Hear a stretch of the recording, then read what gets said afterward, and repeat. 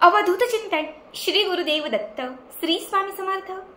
नमस्कार, तुम्हा सर्वांचं आपल्या स्वामी शक्ती या चॅनलमध्ये मनापासून स्वागत आहे। स्वामी तुम्हा सर्वांच्या सर्व चांगल्या इच्छा पूर्ण करोत एवढीच स्वामींच्या चरणी प्रार्थना करते आणि आपल्या आजच्या या नवीन आणि सुंदर व्हिडिओला पुन्हा एकदा नव्याने सुरुवात करते। बघा उद्या 26 सप्टेंबर गुरुवार, उद्या असणारा गुरुवार हा अत्यंत महत्त्वाचा आहे, कारण उद्या गुरुवारच्याच दिवशी पुष्य नक्षत्र आलेलं आहे। ज्याही गुरुवारी पुष्य नक्षत्र येतं किंवा ज्याही पुष्य नक्षत्रावरती गुरुवार असतो त्याला आपण गुरुपुष्यामृत योग असं म्हणतो। आणि हा जो योग आहे हा शुभ कामांसाठी, पूजा उपासना करण्यासाठी, माता लक्ष्मीला प्रसन्न करण्यासाठी, सोन्या चांदीची खरेदी करण्यासाठी आणि शुभ कामांची सुरुवात करण्यासाठी हा गुरुपुष्यामृत योग अत्यंत महत्त्वाचा मानला जातो। या दिवशी विशिष्ट गोष्टी घरी आणण्याला विशेष महत्त्व आहे। त्यापैकीच आजच्या व्हिडिओमध्ये मी तुम्हाला ही एक अशी गोष्ट सांगणार आहे किंवा या एका झाडाचं पान सांगणार आहे।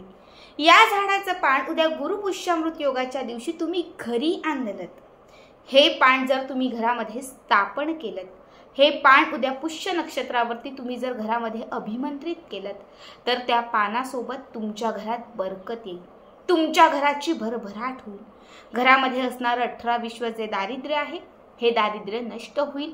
घरामध्ये असणारी जी दरिद्रता आणि गरिबी आहे ही संपत जाईल। खूप कर्जाचा डोंगर झालेला असेल, काही केला कर्ज कमी होत नसेल, घराची प्रगती खुंटलेली असेल, खूप कष्ट करताय, घरातले सगळे व्यक्ती मेहनत आणि कष्ट करतायत पण तरीही नशीब साथ देत नसेल तर त्यासाठी हा उपाय आवर्जून करा। बघा उद्या असणारा गुरुपुष्यामृत योग खरं तर हा पुन्हा योग नाहीये, कारण पितृपक्ष सुरू आहे, पितृपंधरवाडा सुरू आहे आणि या पितृपक्षामध्ये आलेला हा पुष्य नक्षत्र आहे। अत्यंत महत्त्वाचा दिवस आहे आणि अत्यंत महत्त्वाचा योग आहे। आता उद्याच्या दिवशी सगळ्यात पहिली गोष्ट म्हणजे सगळ्या महिलांना सगळ्यांना लवकर उठायचं आहे, स्वच्छ सुंदर अभ्यंग स्नान करायचं आहे, अंघोळीच्या पाण्यात 1 चिमूटभर हळद मीठ घालायचं आहे, गोमूत्र गंगाजल घालायचं आहे, या पाण्याने स्नान करायचं आहे। त्याच्यानंतर आपल्याला घराच्या उंबरठ्याला छान हळदीचं लेपन करायचं आहे, तुळशीला थोडंसं जल अर्पण करायचं आहे। घरामध्ये खूपच दारिद्र्य असेल, खूपच नकारात्मकता आणि गरिबी असेल तर प्रत्येक गुरुवारी हळद आणि कच्चं दूध घातलेलं जे पाणी, जे जल आहे हे जर तुळशीला अर्पण केलं म्हणजे करत गेलात तर घरामध्ये असणारी गरिबी ही नष्ट होत जाते, दारिद्र्य संपत जाते आणि घराची भरभराट होत जाते। यानंतर आपल्याला आपल्या देवघरामध्ये जी माता लक्ष्मीची मूर्ती असेल, श्रीयंत्र असेल त्याला छान अभिषेक घालायचा आहे, शुद्ध तुपाचा तेलाचा दिवा लावायचा आहे।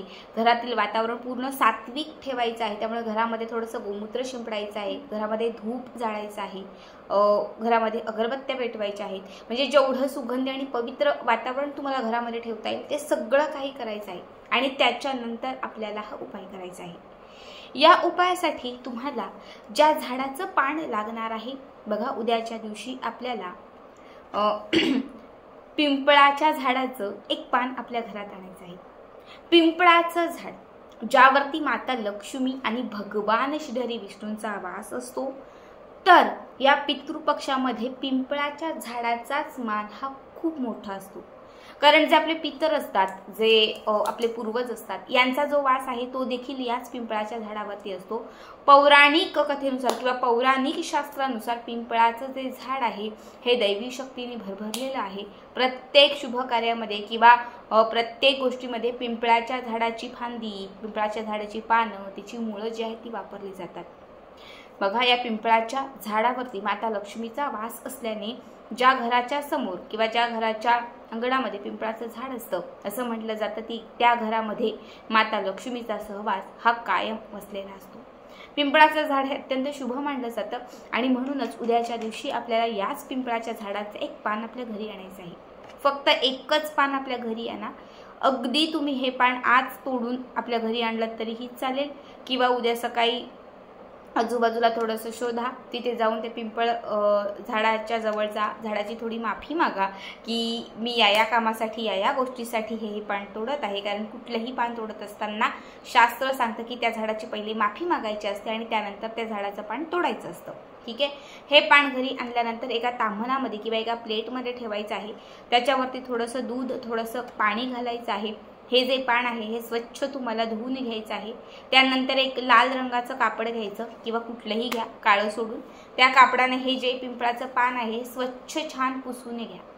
त्याच्यानंतर देवघरामध्ये जिथे माता लक्ष्मीची मूर्ती किंवा श्रीयंत्र तुम्ही ठेवलेलं असेल तर तिच्या चरणांना लागून माता लक्ष्मीला अगदी स्पर्श होईल अशा पद्धतीने हे पिंपळाचं पान तिथे तिच्या समोर ठेवायचं. या पिंपळाच्या पानावरती तुम्हाला श्रीम हे एक अक्षर, श्रीम हा एक मंत्र तुम्हाला लिहायचा आहे. श्रीम, बघा श्रीम, ह्रीम आणि श्रीम, ह्रीम आणि श्रीम हे दोनही मंत्र माता लक्ष्मीचे बीज मंत्र आहेत. त्यापैकी श्रीम, श्र त्याला काना, त्याच्यावरती विलांटी आणि म, श्रीम. ठीक आहे. तुम्हाला फक्त श्रीम हे एक अक्षर त्या पानावरती काढायचं आहे. त्याच्यानंतर तुम्हाला त्या श्रीमवरती एक सुपारी ठेवायची आहे. आपल्या घरामध्ये असणारी किंवा एक विकत आणा आणि ती सुपारी त्या श्रीम या मंत्रावरती ठेवा. बरोबर त्या पिंपळाच्या पानावरती ती सुपारी ठेवायची. या सुपारीवरती थोडेसे अक्षता अर्पण करायच्या, थोडंसं हळदी कुंकू अर्पण करायचं. इतकं करून झालं की देवघरात लावलेला जो दिवा आहे तो दिवा त्या सुपारीला आणि त्या पानाला ओवाळायचा. त्याच्यानंतर उदबत्ती ओवाळायची. इतकं करून झालं की त्याच्यानंतर आपल्याला 21 पांढरे तीळ घ्यायचे आहेत. मोजून 21 पांढरे तीळ, सफेद रंगाचे तीळ 21. यातील पहिला तीळ आपल्या उजव्या हातामध्ये घ्यायचा. इच्छा व्यक्त करायची, ओम श्रीम ह्रीम श्रीम ह्रीम लक्ष्मे नमः. ओम श्रीम ह्रीम श्रीम ह्रीम लक्ष्मे नमः हा मंत्र म्हणायचा आणि तो पांढरा तीळ त्या पानावरती, त्या सुपारीवरती अर्पण करायचा. पुन्हा दुसरा तीळ घ्यायचा. ओम श्रीम ह्रीम श्रीम ह्रीम लक्ष्मे नमः हा मंत्र म्हणायचा. पुन्हा तो पांढरा तीळ त्या सुपारीवरती आणि त्या पानावरती अर्पण करायचा.